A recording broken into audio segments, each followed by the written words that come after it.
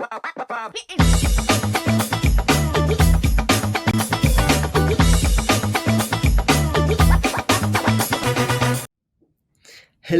and welcome to my first video interview series with some of the top investors in the startup world.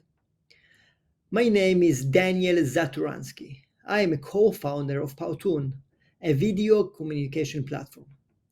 Just like many of you, I started my journey from a shared desk in a hallway, and today we are over 50 million users. I've been through many challenges of running my startup. Not the least of them was gaining access to the capital needed to grow.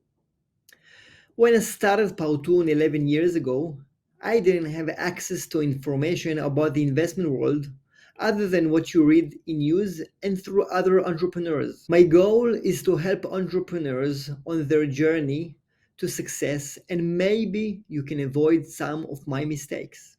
I'm excited to bring you these conversations with experienced investors who have a wealth of knowledge and expertise to share. In these interviews, we will be discussing a range of topics related to investing in startups, including investors' criteria for choosing companies to invest in, the challenges and successes they have experienced as investors, and their thoughts on the current state of the startup ecosystem. I hope these interviews will provide valuable insights and inspiration for entrepreneurs seeking investment and anyone interested in the world of startups. In this episode, I will interview Ariel Sterman, VP of Bessemer Israel. Hello, Ariel. Please introduce yourself and say a few words about Bessemer. So my name is Ariel Sterman. I'm a vice president here at Bessemer Venture Partners based in Israel. I invest mostly here locally in the Israeli ecosystem, but also across Europe. I've been in the venture world for a bit over 8 years now. I've been 4 years at Bessemer, and prior to that, 4 years at a growth equity fund in New York called Strengths Group. So I kind of have both a perspective of the late stage growth equity world, but today much more focused on the early stage seed and Series A investing. In Bessemer, we're a global venture capital fund with offices across the world, the US, London, Israel, India, China even.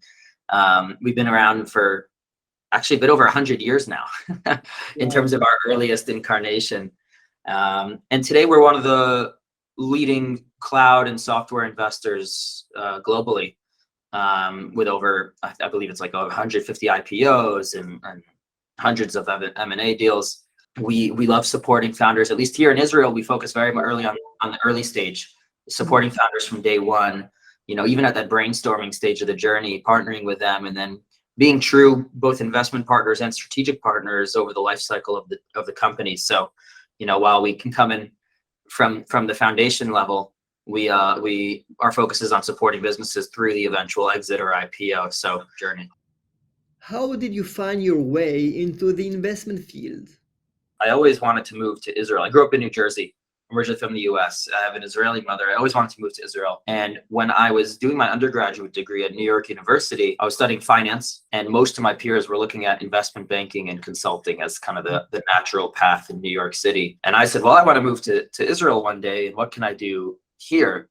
And that's kind of when I didn't discover it, but I stumbled upon the existing venture capital and startup ecosystem. How do you support the startups you invest in? As a global investment fund, we do have more of a platform that helps with executive recruiting for our portfolio companies. We have a network of over 250 active portfolio companies that we create connections amongst them and build value across the portfolio. But I'd say much more importantly is the close relationship that we strive to have with our entrepreneurs, that I strive to have with our entrepreneurs. And so when we're investing, sure, there's the platform we could talk about, there's all the services, there's the operating advisor network, and those are all really, really valuable. But I think ultimately for me, it's funny, my wife is a psychotherapist, and I think our approaches to our jobs are very similar.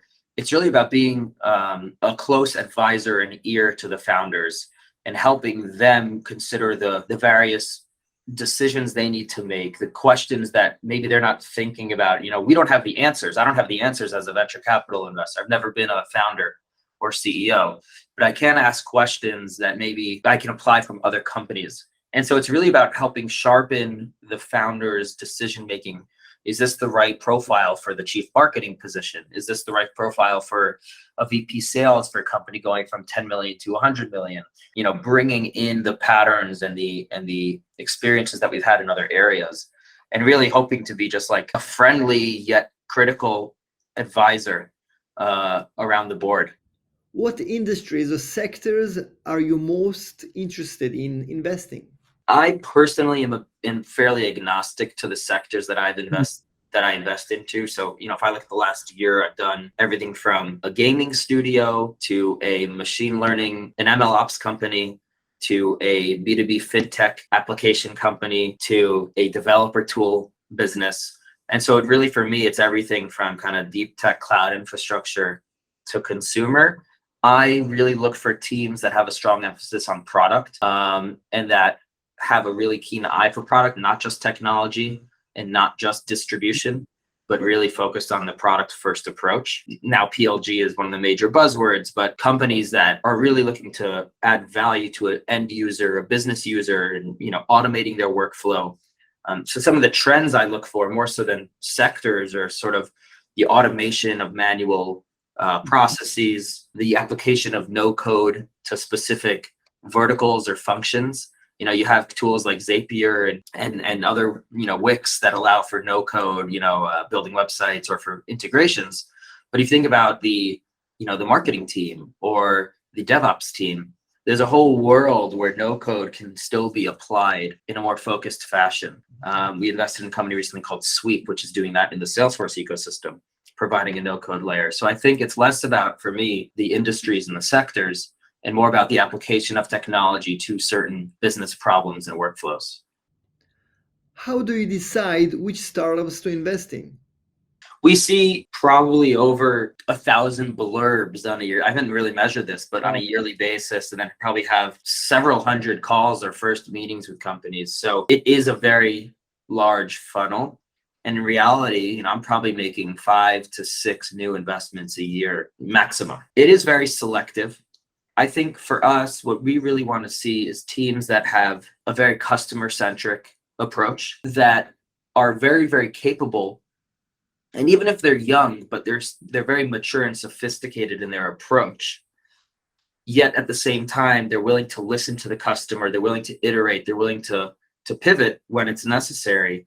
And I think, when you're investing so early, for me, it's much less about the specific idea and the specific product that the team has stated that they're working on, but more about the problem that they're tackling and their focus on solving the problem or finding other problems that are even more valuable for their customer, rather than we've got this really great technology and we're going to figure out where to apply it to. But I'm looking for strong teams that listen to the customer, that listen to the market, that are willing to take bold and audacious moves, while at the same time being very thoughtful and not necessarily like being too aggressive in what they believe in, but also moving quickly and iterating, all in a kind of a thoughtful and measured fashion. It's a bit of a paradox, but those two things together are really important to me. What do you see the common mistakes entrepreneurs make when seeking investment? Too much on the high level vision and how big the product can become and how wide the effort, the value, and the service is going to eventually be, and how many different modules we're going to have in 5 years, rather than focus on like what we're going to do for the next 12 to 18 to 24 months. And I think that having that very focused approach to business building, you have to have that vision, but the vision isn't why we're investing. We're investing because we believe in the founders and their ability to execute on that vision. And so telling a really compelling story about why this is a multi-billion-dollar business, I think that's my job to consider whether you're going to play in a market where you could become that big. But more so is saying like, here are the steps we're going to take. Here's step 1. Here's step 2. We don't know what step 3 is yet because we're not there, but we're going to nail steps 1 and 2. And we have our eye on the kind of the long-term vision, and we know where at least we're going, and so we'll figure out the steps along the way. And so I think some common mistakes would be falling on either side of that extreme, either focusing exclusively on the vision and the TAM and the kind of the sexy story, or focusing far too much on the feature and technology that you've developed and cracked that now you're going to provide to the market. It's really about finding that middle ground. So I think that's one. That's sort of like storytelling and focus. Another thing is what not to do. What I look for in teams is when they have a lot of different ideas and options, but they're willing to say, no, we just don't have the time or energy or resources to do all of these things at once. So we're actually going to focus more so on A and B and disregard C and D for now, or maybe keep it in the back of our minds, but not trying to do too much at once and promising too much at once, not for the investor, but for the sake of focus on the team. Everyone in this market, everyone's talking about efficiency. That should be always the case. We don't need to be 10 things at once. We should be the best at one or two things. So that's the second thing, is like really focus on what you are going to do and what you're not going to do.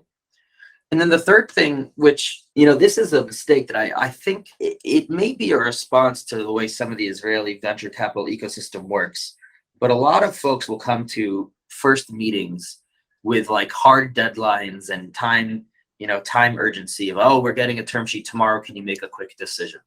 And there may be some funds who react to urgency and time sensitivity in a positive way.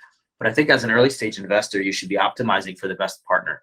And like if you're dating a girl and she says, or you say, I need a decision by tomorrow after the first date to get married or not, like that's usually a red flag, as opposed to saying, well, no, let me figure out if this is the right person I want to spend the rest of my life or career with on this company journey. And so I think that misapplying urgency and pressure, now you need to keep the ball rolling, you need to keep momentum, but showing up and trying to create a sense of urgency. It's happened too often where folks will say, we have a term sheet already. And then you find out, well, it's not really a term sheet, or it's not really a fund that they're excited to take. And so they kind of end up showing their cards prematurely. And that itself is a negative signal. It's not even something I want to take advantage of. It's just more of like, why are you not being more thoughtful about the partners and the investors you want to bring onto the table? This is a 7 to 10 year journey with your investment partner. And you shouldn't just take the first offer or highest price because it's there. You really want to know who you're getting into bed with. How do you know to say yes to the right opportunity? I think after bringing and evaluating so many opportunities over the course of several years, you learn which ones you really want to end up, fighting for, both internally with your partners, but also with the team that you're looking to invest into. Figuring out like, okay, I said no to all these things, but there's something inside me here that wants to say yes to this one, and listening to that voice is very, very important. So I do think that naturally comes with time. And the second thing is mentorship. I've been very lucky when I joined Bessemer, when I joined the Israeli ecosystem, I've been mentored by Adam here and the rest of the partners that have brought me to where hearing their stories of when they've said yes, when they say no, seeing it happen in real time, learning from the mistakes that we've made and sort of the more unsuccessful investments that we might have made over time, and why certain decisions led us to say yes, we shouldn't have done that, or maybe we would do it again, because that's just the way our decision-making process works. And sometimes you win, sometimes you lose. So the mentorship aspect is really critical, and having somebody to riff with, to speak with, and to sort of iterate and draw out your thesis. One of the things that we do really well here at Bessemer is like we write out our investment thesis to the entire partnership. Writing out why we're excited, what makes us excited here versus everyone else in this category that we've seen, or every other team that claims to be doing something similar. And when you have to actually put your mind to paper, or pen to paper, it's a personal, process as well. It's like jam writing. It's like you actually start uncovering what you're actually thinking and feeling about the opportunity. And so before you even hit send and send that investment memo to the partnership, you're already going through the process yourself of like, well, what is my thesis? Is it because 3 other VCs told me that they want to do the deal also? Or is it because I have a real genuine belief in what this company and team is setting out to do. And so that process, I like to start that process even earlier on than when I have conviction in investing, because that helps me build conviction, or the opposite, or realize I don't really have such a strong belief here. There's just something more, magical about the team, or cosmic about the team, that's like grabbing my attention. But if I were to think a little bit deeper, maybe it's not right. And so that writing process, it's not necessarily this, oh, I do a bunch of diligence calls and they're all positive. Okay, the diligence calls are positive, but what does that mean for my thesis? And I think that that's really important. What are some of the personal challenges you have experienced as an investor? When you join a great fund like Bessemer, you're inherently joining under the shadow of some very, very strong and capable and remarkable investors and people, frankly. And so carving out your own brand, or your own story, or your own personality, or areas of interest, is also a challenge, I think, for anyone who joins a fund that's already established. And then I think the third thing, which is maybe more general to being an investor, is knowing when to say yes to a deal. I think that this is something that comes with time, but you see hundreds of companies get really good at saying no, and get really good at saying why this won't work, or what the challenges are going to be, and how difficult it's going to be. But knowing when you want to say yes to a deal, to an investment, to a company, I think that's like that's the business, that's the profession. So when I say that that's the challenge, I mean that's the magic, when you can say no hundreds of times, but know exactly what you're looking for when you want to say yes, and be able to move quickly in that case. That's like the golden ticket here. How do you see the investment environment changing in light of the economic slowdown? The earliest stages of investment shouldn't really change all that much. If you're a seed stage entrepreneur going to raise capital, you're building a 5 to 10 year business, right? The near term 1 year macro condition is irrelevant to building your team, developing your product, and starting to work with your initial customers. Sure, maybe you won't have every potential customer with a massive budget to purchase your product on day one, but you have enough to iterate and to test your product and actually see it in the market. And so I think early stage entrepreneurs should continue doing what they're doing. I think, and they will be successful to raise. And if they're not, it's not because of the market, it's because of their idea. And I actually think that this market is beneficial for everybody, because as opposed to a year and a half ago, where nearly every seed stage startup that I was seeing was getting funded, funding itself is not a validation that what you're working on is interesting. What is validation is when you have customers, and your product is live in the hands of users, and you're actually able to see if they enjoy the product, if it's valuable. And so maybe the tightened investment wallets will help validate ideas a little bit further before entrepreneurs, raise the $3 to $4 million and set out on a journey that might not be the right one. So I think that listening to the market is not necessarily about, oh, do investors think I have a good idea or not? But it's now an opportunity to really validate your idea from non-investors, from customers, from partners, from strategic players. So I think that that's a very positive thing for the ecosystem overall. Obviously, late stage rounds are harder to get done, because the comparison to the multiples in the public markets, give investors a bit more pause about the prices that they're paying. And so there does continue to be a reset of the valuations that people have been paying for Series B, C, D companies. Yeah. I don't see the seed rounds changing too much for now, but I do see, maybe a filter on stronger teams and stronger ideas being the ones that are funded, but those funding dynamics still look the same. I think maybe they're still raising $5 to $7 million seed rounds, but not everyone is doing that anymore.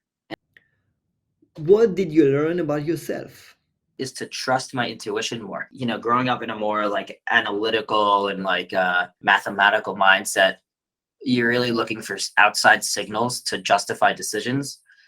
But over time, I've realized that, listening to my intuition and to my gut, whether it's about a person, whether it's about a company, an idea, you're not always right. You may get it wrong and miss opportunities, But more often than not, by listening to your intuition, you're going to avoid mistakes. And you'll also, the better you get at it, the more you could, pull the trigger. How do you develop your intuition? Therapy is great. I'm an American, so I come with a little less stigma around like psychotherapy, but my wife is a therapist, and just sort of it's like something that our family really admires. And I think just like building that ability to listen to your inner voice I don't necessarily know if Israelis have this issue on a general level. I think Israelis listen to their intuition. I think it's one of the reasons why we're successful. I think people learn through mistakes. I think having mentors who are willing. I'm very grateful to have folks like Adam here who are willing to, see you make mistakes, and teach you and guide you along not just the mistake but also the fixing of a mistake, which is a really, really important way to learn. And the other thing I've learned about myself is I do this for people. Like it's the upside and the potential gains. That's why we're in the business. That's why we raise money from our investors. That's why we're successful. But the reason I personally love doing this is because it's just you're genuinely connecting and building real relationships with entrepreneurs and with an ecosystem. Please give me a fun fact about yourself and a reading recommendation. The fun fact about myself, I'm a teacher of Hasidic thought and Torah, and it's something that I really focus on in my day-to-day, both kind of internally but also with my extracurricular time. So I teach twice a week in different capacities, Torah. I have my own podcast. I don't listen to many podcasts, and I don't read a lot of kind of blogs or books, but I've probably read The Lord of the Rings several times over. I think there's something about, I don't read a lot of fantasy or science fiction, but there's something about like the development of an entire world and framework that I do think gives me some, different approach to, even investing, right? Because like, sure, you could read the business books and you could read the 0 to 1s and the lean startup methods, and you could, benefit a lot from those things practically. But I think being able to think differently than others is a really big asset. So I just recommend people reading what they enjoy. I think I spend so much time being on, working and meeting people and talking that like when I'm not on, I'd like to disconnect and take a different perspective. Please tell us about your podcast. Yeah, I recently started a podcast called the BSides, where I speak with entrepreneurs like yourself, and I'm excited to have you on soon, hopefully, about specific kind of decisions, both tactical and strategic, that they've taken at some point in their journey. Whether it's establishing your company in the U.S. versus Israel, or how to hire your first VP sales abroad. Really getting into the nitty gritty of a very specific topic. And the reason I kind of started this is because I had a lot of folks reaching out to me, asking me questions that I'm like, wow, there aren't really any resources for these very specific, how much equity do I give my first employee, my first non-technical hire? And there's different answers, but speaking with one or two entrepreneurs who could share their perspective on it is not necessarily the answer, but at least you could hear from somebody and then kind of have more information to go and make your own decision. The podcast focuses on 20-minute conversations with entrepreneurs about something of their choice. Maybe it's how to crack an archaic, slow-moving market, or how to build an M&A strategy as a startup. Different approaches that I find interesting just to talk about. And there you have it. Valuable insights and advice from Ariel Sterman, a successful venture capitalist. I hope you found this interview informative and helpful in your own journey to startup success. Remember to stay tuned for more episodes for this series and subscribe to the channel for more valuable information on how to navigate the world of startup investing. A big thank you to Ariel Sterman for taking the time to share his knowledge. Until next time, keep working hard, and remember, it's not always about the destination, it's about the journey. Thank you for watching.